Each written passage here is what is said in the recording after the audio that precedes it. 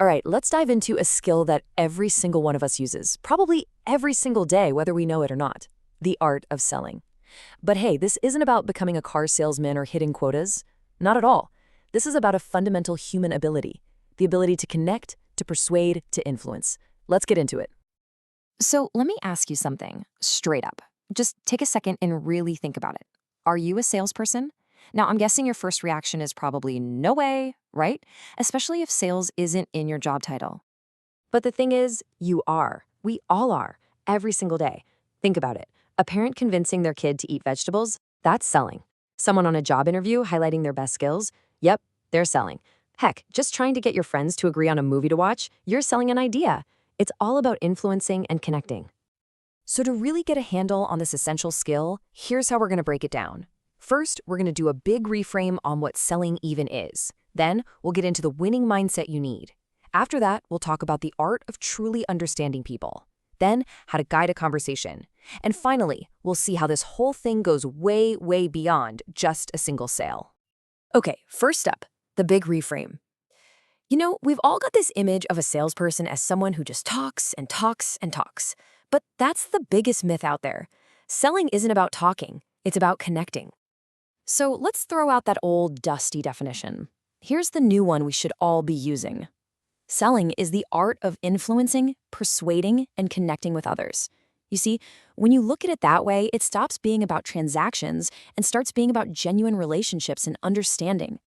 And right at the heart of that connection is a simple but powerful truth. People don't actually buy things, they buy feelings. I mean, really think about that. Every decision you make, from what coffee you buy to what house you live in, is driven by an emotion first. The logic, well, that comes later to justify the feeling. For instance, you might think you're buying a luxury car because of its horsepower or its leather seats, but what are you really buying? You're buying the feeling of status, of success. You're not just buying an insurance policy, you're buying peace of mind. The product is just the ticket to the feeling. And that brings us perfectly to our second big idea, the winning mindset. Because before you can ever hope to connect with someone else, you've got to master your own internal game. Seriously, true success in this starts right between your ears. And it really comes down to three key pillars. First, you need an unshakable belief in whatever you're offering, whether that's a product, an idea, or just yourself. That kind of enthusiasm is absolutely contagious. Second, a resilient mindset. You're going to hear no a lot. You have to see that as a lesson, not a failure. And third, your goal isn't to push, it's to find alignment. And man, this is such a huge mental shift. The old, kind of sleazy view is that selling is manipulation. The new, effective view, it's alignment. You're basically a matchmaker, finding the perfect solution for someone's problem. And rejection? Oh, it's not failure anymore. It's just feedback. It's valuable information telling you what to do differently next time. So once you've got that mindset dialed in, we can move on to section 3, the art of understanding. And you know what the most powerful tool in your toolbox is here? Your ears. The ability to just shut up and listen. That's how you discover what someone really, truly needs. Take a good look at this number, 80%. Now, in a really good, productive conversation, this is not how much you should be talking. It's the exact opposite. This is the classic 80-20 rule, but applied to communication. Ideally, you should spend 80% of your time listening and asking smart questions, and only 20% of your time actually talking. Why? Because it's in that 80% that you uncover all the hidden needs, the fears, the real motivations that people won't just come out and tell you. So yeah, you basically need to become a detective. Think about it. A detective doesn't walk into a crime scene with all the answers. They ask questions, they look for clues, they uncover the truth.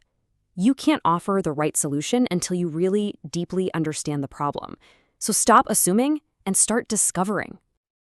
Okay, so you've listened, you've understood the real issue. Now what? Well, now we can move on to our fourth step, guiding the conversation. This is where you gently shift from discovery to presenting a solution. But it's not a pitch, it's a partnership. And here is the absolute secret sauce to making that shift. You've got to talk about benefits, not features. A feature is just what something is. This phone has 128 gigabytes of storage. Okay, cool. But a benefit? A benefit is what it does for you. You'll never run out of space for your memories again. See the difference? Benefits paint a picture. They create an emotion. So what happens when they push back a little? This is so important to remember. Objections are not rejections. Let me say that again. They are not rejections. They're actually a good thing. It's a sign of engagement. It's a request for more information, a chance for you to build more trust. You just have to handle them with grace. So if someone says it's too expensive, don't argue. First, you acknowledge and reframe. Something like, I understand, it's definitely an investment, shows you're listening. Then you can follow up with, let me show you why it's worth it. You just turned a roadblock into a conversation. And finally, this brings us to the close, which honestly is kind of a terrible, high-pressure word. A great close isn't about pressure at all. It's just the natural, helpful conclusion to a good conversation. You're simply helping someone feel confident about a decision that you've both already agreed is the right one for them. And all of this, everything we've talked about, it brings us to our final and maybe most important section, selling beyond the sale. Because like we said at the very beginning, this is about so much more than a single transaction. This is the ultimate life skill. Think about it like this. Every single day, you walk around with your own personal brand. The way you carry yourself, your confidence, your authenticity, your energy, that whole package is your invisible sales pitch for every single opportunity you could ever want in life. I mean, you're constantly selling. You're selling your ideas in a meeting to get the team on board. You are absolutely selling your skills in a job interview. You're even selling your values in a relationship to build trust and connection. Your very presence is selling confidence. Or a lack of it. Because at the end of the day, the goal isn't just a one-time win. The real value, the actual fortune, isn't in that first sale. It's in the relationships you build and nurture over time. Following up, showing you actually care, building that loyalty. That's what creates real, lasting success. So let's just leave it with this thought. The true art of selling anything has nothing to do with chasing sales. It has everything to do with building trust. Because trust, once you've earned it, sells everything for you. So the real question isn't what are you selling today? It's what trust are you building?